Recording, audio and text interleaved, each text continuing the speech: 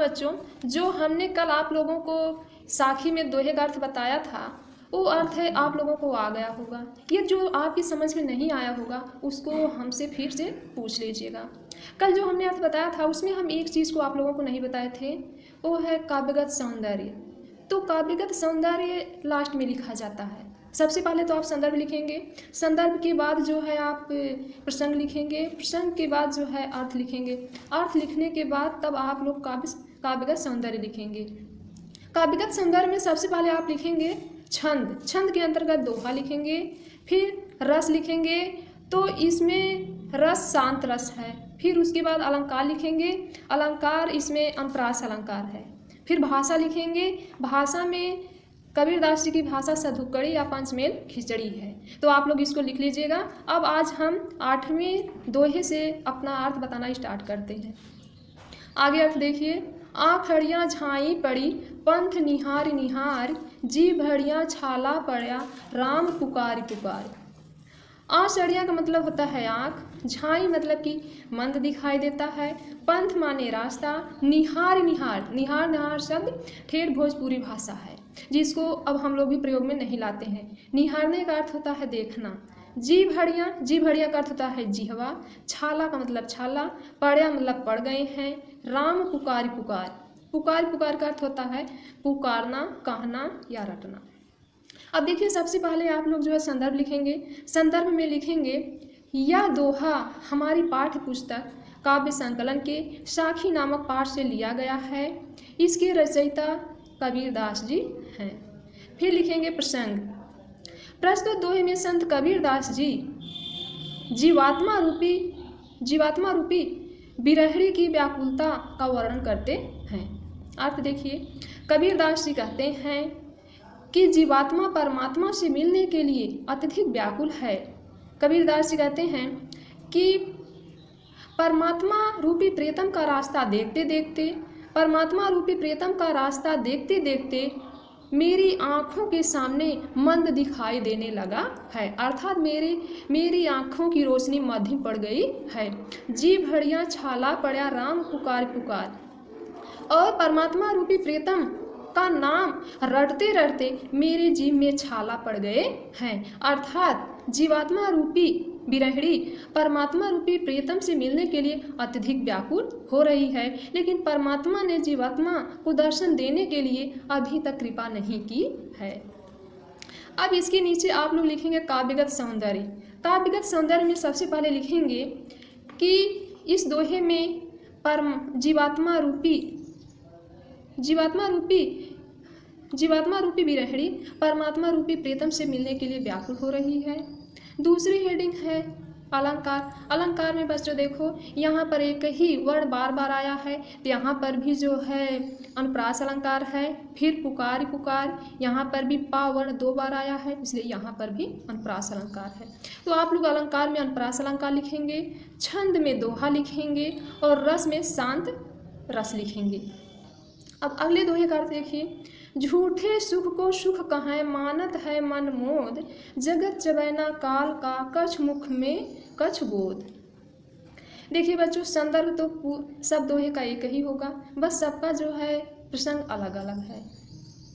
प्रसंग में आप लोग लिखिएगा कि प्रस्तुत दोहे में कबीरदास जी संसार को नश्वर और क्षण भंगुर बताते हैं। अर्थ में लिखेंगे देखिए झूठे सुख को सुख कहें, झूठे सुख का मतलब है सांसारिक सुख, को सुख कहें मतलब वास्तविक सुख कहते हैं।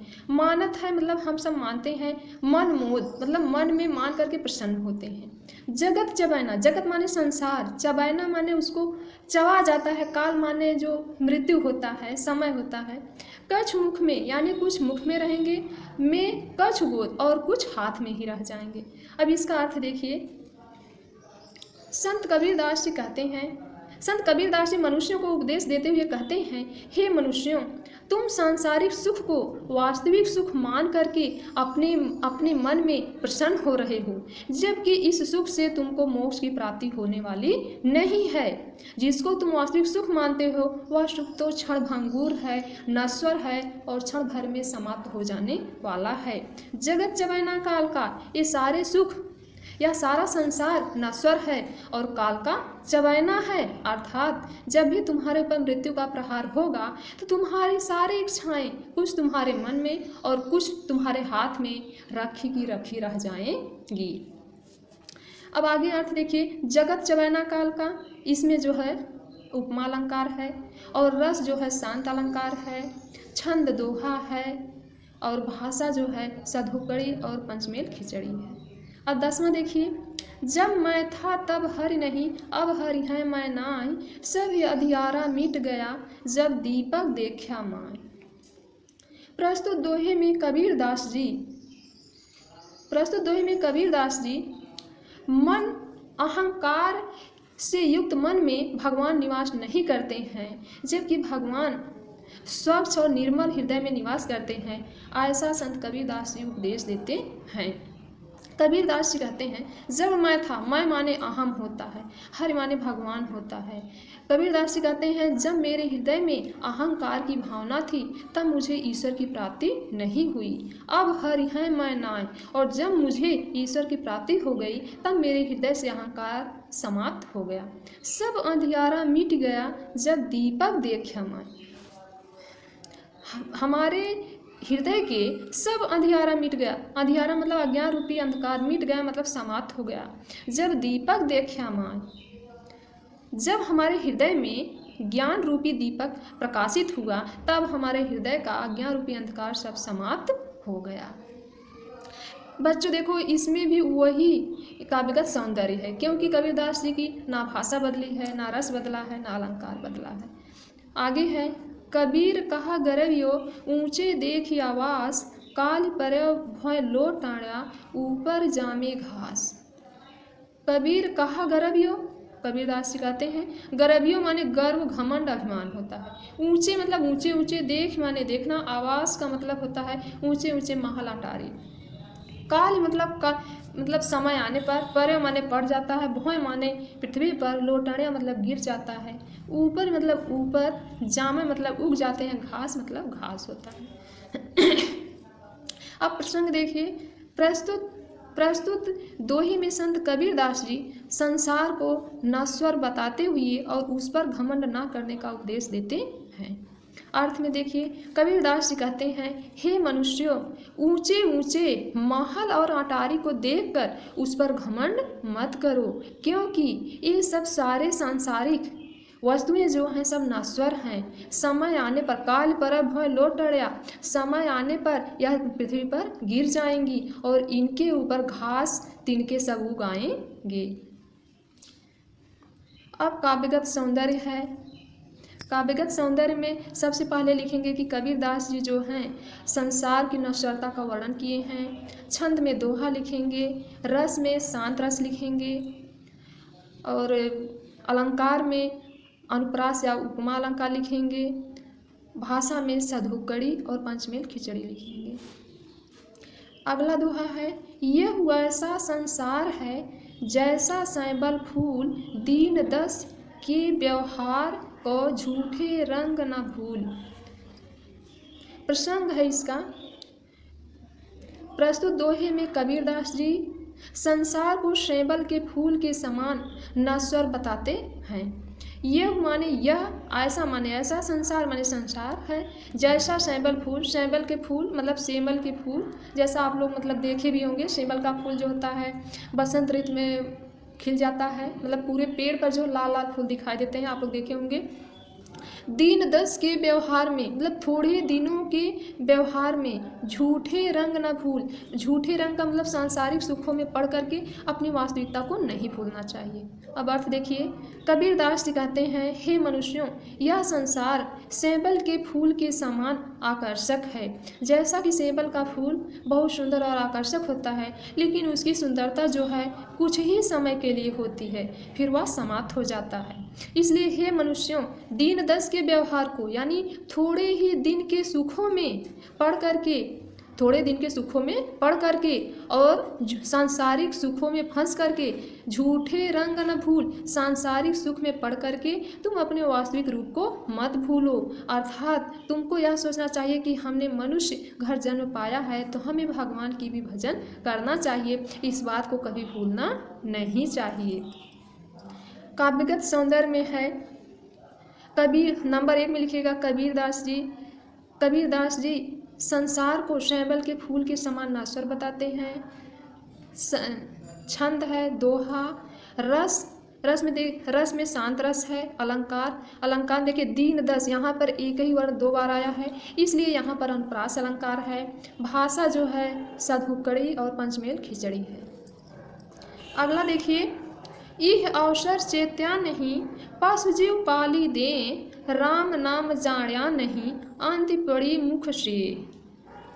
प्रसंग में देखिए, प्रस्तुत दोहे में कबीरदास जी मनुष्यों को पशुओं के समान अपने शरीर के पालन पोषण में न लगने के लिए कहते हैं, बल्कि उनको यह उपदेश देते हैं कि तुम जो ये दुर्लभ शरीर पाए हो, इसमें भगवान के नाम का भजन भी करना चाहिए। अर्थ देखिए, इह अवसर चेत्या नहीं, इह माने इस, अवसर माने समय, चेत्या माने चैतन्य। चैतन्य का अर्थ होता है कि जागरूक। नहीं माने नहीं। पशु जीव मतलब पशुओं के समान, पाली मतलब पालन पोषण, देह माने शरीर। राम नाम जाण्या मतलब जाना नहीं, अंत मतलब अंत समय में, मुख बड़ी मुख से माने धूल होता है, और धूल का अर्थ होता है धिक्कारना। अर्थ में देखिए, कबीरदास जी कहते हैं, हे मनुष्यों, तुम जो इस दुर्लभ शरीर को पा करके भी चैतन्य नहीं हुए, अर्थात भगवान के नाम का भजन नहीं किए, तो ठीक है, लेकिन पशु जीव पाली दें, तुम पशुओं के समान अपने शरीर के पालन पोषण में लग गए हो। राम नाम जाण्या नहीं, और राम के नाम की महिमा को नहीं जाना, अर्थात राम के नाम के गुणों का गान नहीं किया, तो अंत समय में तुम्हारे मुख में धूल पड़ेंगी और लोग तुम्हें धिक्कारेंगे। हाँ बच्चों, इसका जो है काव्यगत सौंदर्य देखिए, काव्यगत सौंदर्य में है, सबसे पहले लिखेंगे कबीरदास जी जो हैं मनुष्यों को पशुओं के समान शरीर के पालन पोषण में ना लगने की चेतावनी देते हैं, अर्थात पशुओं के समान मनुष्य भी अपने शरीर के पालन पोषण में ना लगे। छंद जो है दोहा है। रस जो है शांत रस है।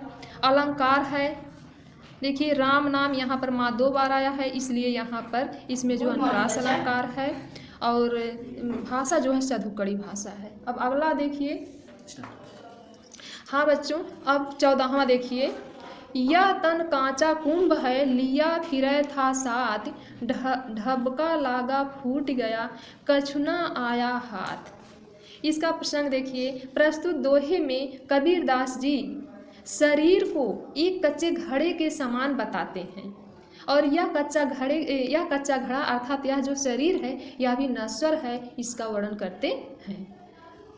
अर्थ देखिए, यह तन कांचा कुंभ है, यह तन माने शरीर, कांचा माने कच्चे, कुंभ माने घड़े, लिया माने लिए, फिरे मतलब फिर रहे हो, था साथ मतलब साथ में। ढबका का अर्थ होता है धक्का, यानी किसका धक्का? मृत्यु का धक्का। लगा माने लगने से, फूट मतलब फूट गया यानी फूट जाएगा। कछुना आया हाथ, यानी कुछ भी तुम्हारे हाथ लगने वाला नहीं है। अर्थ देखिए, कबीरदास जी मनुष्यों को उपदेश देते हुए कहते हैं, हे मनुष्यों, तुम यह जिस शरीर को साथ में लेकर घूम फिर रहे हो, यह तुम्हारा शरीर कच्चे घड़े के समान है। जिस तरह से कच्चा घड़ा थोड़ा सा धक्का लगने से फूट जाता है और उसमें रखी हुई सारी सामान बिखर जाती है, इसी तरह से तुम्हारे इस शरीर को जब जरा सा मृत्यु का प्रहार होगा, यह शरीर भी तुम्हारी समाप्त हो जाएगी, और तुम्हारे कछुना आया हाथ, और तुम्हारे मन की सारी इच्छाएं समाप्त हो जाएंगी, और तुम्हारे हाथ कुछ भी नहीं लगेगा। अब देखिए, इसका काव्यगत सौंदर्य है। काव्यगत सौंदर्य में है, कबीरदास जी शरीर को कच्चे घड़े के समान बताते हैं। छंद दोहा है। रस उपमा, रस शांत रस है। अलंकार उपमा अलंकार है। भाषा सधुकड़ी भाषा है। अगला देखिए, कबीर कहा गरबियो, देख सुरंग, बिछड़िया मिलबो नहीं, जीव कांचली भुवन। अर्थ देखिए, गर्भियों का अर्थ होता है घमंड, गर्व, अभिमान। देह मतलब शरीर, देख माने देख करके, सुरंग मतलब सुंदर रंग को। बिछड़िया माने बिछड़ जाने पर, मिलबो मतलब मिलना, नहीं माने नहीं, जीव माने जिस प्रकार, कांचली माने केंचुली, भुवंग माने सांप की।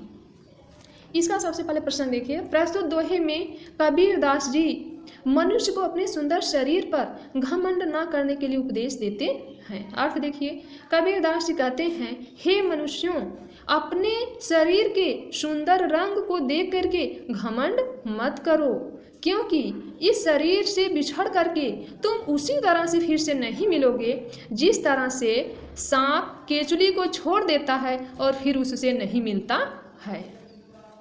अब देखिए काव्यगत सौंदर्य। काव्यगत सौंदर्य में सबसे पहले लिखेंगे नंबर 1 में कबीर दास जी मनुष्यों को अपने शरीर के सुंदर रंग को देखकर घमंड ना करने की चेतावनी देते हैं। और छंद में दोहा लिखेंगे, रस में शांत रस लिखेंगे, और अलंकार देखिए यहाँ पता चला देह देख सुरंग, अनुप्रास अलंकार में अनुप्रास अलंकार लिखेंगे, और भाषा में सधुकड़ी भाषा लिखेंगे। अब देखिए ये लेसन समाप्त हो गया है। हम तो यही आशा करेंगे पूरे लेसन का अर्थ आप लोगों को आ गया होगा, और आप लोग जो है अपना ठीक से पढ़िएगा, और जितना पढ़ाए हैं उसका जो है प्रसंग सहित, काव्यगत सौंदर्य सहित पूरा अर्थ आप लोग लिख लीजिएगा।